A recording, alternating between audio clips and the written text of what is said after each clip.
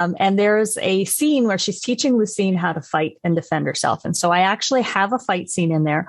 Now, I come from a background, I studied martial arts for about a decade back in the day, and I wanted this to be accurate as I was writing it. So I'm kind of thinking through the choreography. So my poor husband, I said, could you help me block this out? And he had this look of fear on his face. I said, don't worry, honey. I promise I won't hurt you. So my long suffering husband, actually in the living room, let me block out the fight scene with him to make sure that the movement made sense when I wrote it. Wow. Yeah. Well, you used some words, block out. No, but what else did you use? My long suffering husband. Hopefully he wasn't, that you didn't do something. I didn't hurt him once.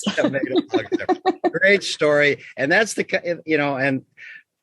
hear it for John. What a supportive spouse you have there. And so it's fitting that there be a story or that in some ways he's in this book. Oh, he's in the book more than that. He's Ivan. That's a good character. So, the only person who got that was John's dad. He was reading, he's like, oh, Ivan's John. So he is a character of John, the tinkerer. And my husband's very much the inventor. And he's much more likely to go to a party. And instead of bringing a bottle of wine or flowers, he would bring some bit of technology to put a tracker in your phone. Like that is just something he would do. So he's romantic in the non-classical sense. And his relationship with Fatima nicely ties in with our relationship. It's almost as if I'm Fatima and he's Ivan. So they're running around in the background, but they're kind of us. Well, I'm going to rush out and finish the third one because I hadn't quite gotten through it. I had to do some travel but I'm on it.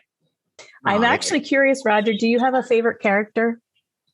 Well, you got to go with Lucine for me because, to see, here's a woman and she was born with certain powers, but she develops them, as you say. And she is such an important, I think the novel really revolves around her because of her central role in what everyone wants, to preserve Earth or to grab Earth.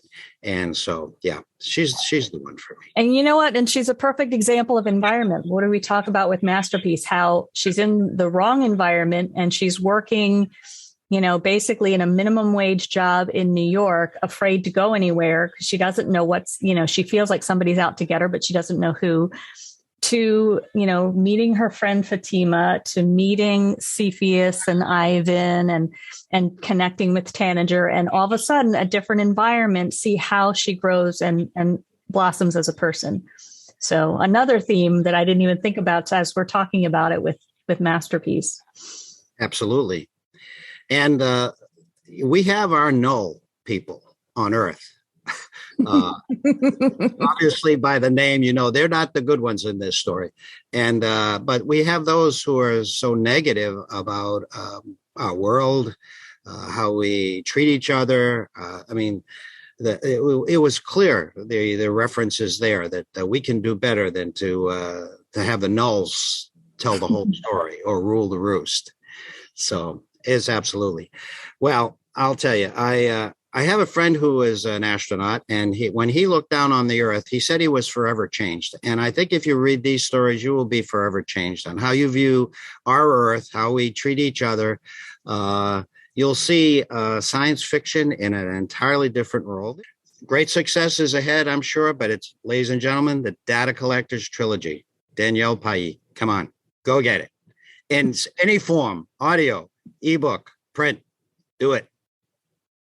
Thank you, Ted.